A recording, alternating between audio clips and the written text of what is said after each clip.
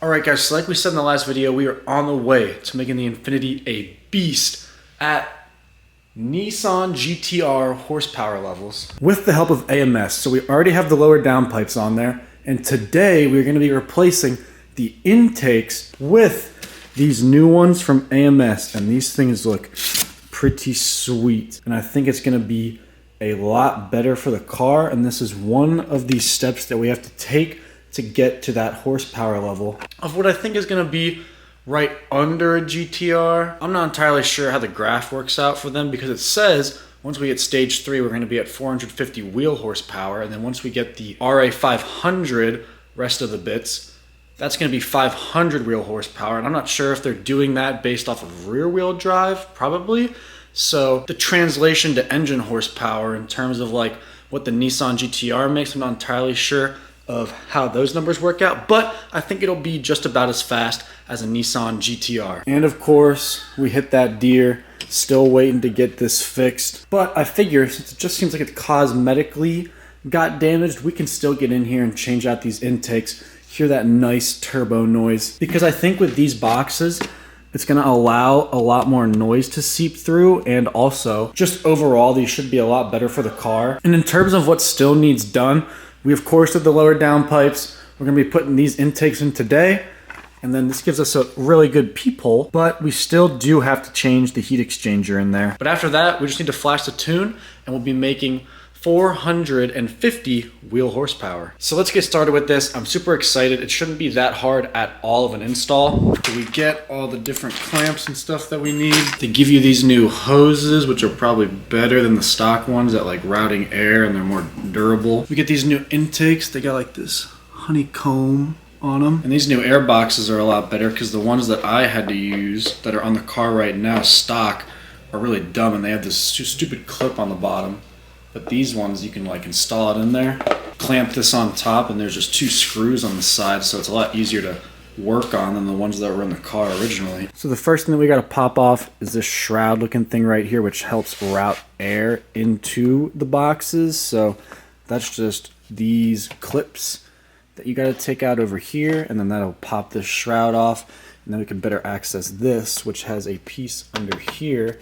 You can just lift this up a little bit to get to that one. We got something to help pry out all these tabs. We just got to pull that screw out from under there, take this screw off of here, and then there's a clamp on the bottom where you have to pull out on each side of it. I'd show you, but it's not entirely possible. But there's a clip in there. You got to pull off of each side, and then this box will slide out.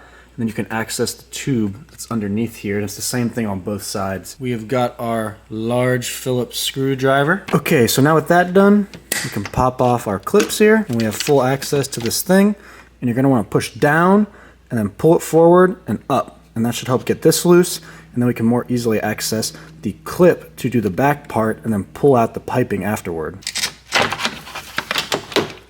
I mean, compared to our new one that we got here, dang, I think that these intakes should be a lot nicer than this. So now we are reaching down to pull out the clip on each side of this hose.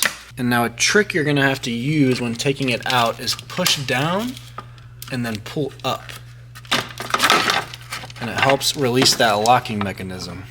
All right, so we're gonna undo this bolt right here so we can take this bracket out, but we're gonna have to reuse it. It's just easier to work on if we remove that. There it is. That is the 10 mil that we have to take out to get this tube, and also we gotta take that hose out as well. This side is the same way to take it apart, but it's a lot easier to get to this one. As you can see, it's just right on top here, so that one should be a lot easier to replace. So I'm gonna start on the passenger side, because I want to do the hardest one first and just get it out of the way.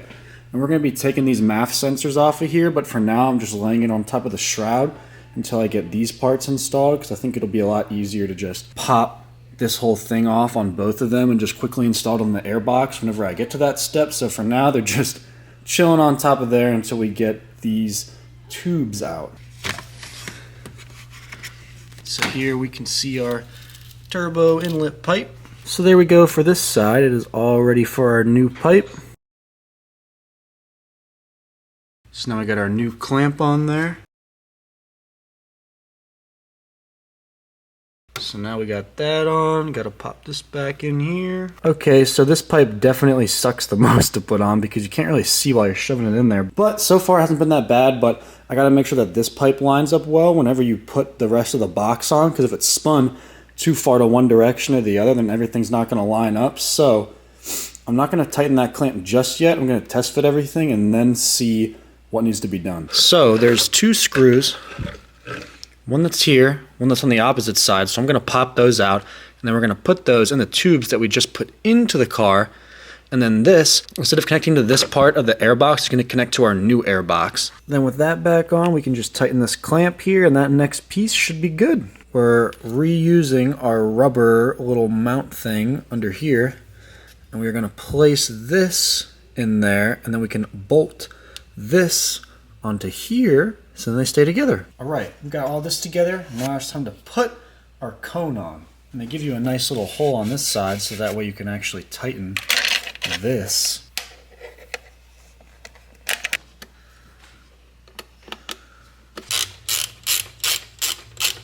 So as you guys can see, we kind of abruptly cut to this right here. And that is because while I was rushing to get these intakes installed, I actually had to take the car in to get the front bumper finally fixed from the deer hit. And I didn't really have time to go over the new sounds that it made, drivability, or just fully go over everything that you got after installing them on your car. But hopefully the car is going to be done getting its repairs by the end of the week. Fingers crossed. And there won't be any sort of complications or anything like that. And then in the next video after this, we can go ahead and do our full overview of everything that's changed with these new intakes, what it sounds like, what it looks like, all that. But for the AMS route that we're going down, we only need to get a heat exchanger and then our tune, and we're going to be at 450 wheel horsepower. So I'm super excited for that. Right now, under the premium model that I have, dynos for 300 wheel horsepower. So it's going to be a pretty significant jump over stock, especially considering this isn't a red sport, so we're not already at 400. So that jump from 300 to 450 is going to be pretty significant for me. And then we're going to go ahead and assemble the last final parts that we need to go from the Stage 3 to the RA500, and that will put us from 450 wheel horsepower to 500 wheel horsepower. And I think that's where I want to stop power-wise. The price between the RA500 and RA600 goes a lot higher. I think it's almost double. And I know that reliability is kind of going to go down if we did do that route. So I think that 500 wheel horsepower is going to be the sweet spot for this car. And then of course we can upgrade things like brakes, wheels, all the exterior stuff that we've missed out on because we've been focusing on power for so long. But hopefully if the car does get finished by the end of this week, it just got dropped off yesterday, we'll be able to put up another video going over post-install and everything else that I'm sure you guys want to see. And then more videos on things like installing the heat exchanger and the tune, making more horsepower, how the car feels different, my experience with it, all that stuff. But I know it's a little disappointing to see this at the end of the video, but I really just ran out of time, and hopefully when the car gets back soon, we'll be able to finish up everything. Thank you guys so much for watching. I appreciate the support. Drop a like, subscribe, all that stuff. See you.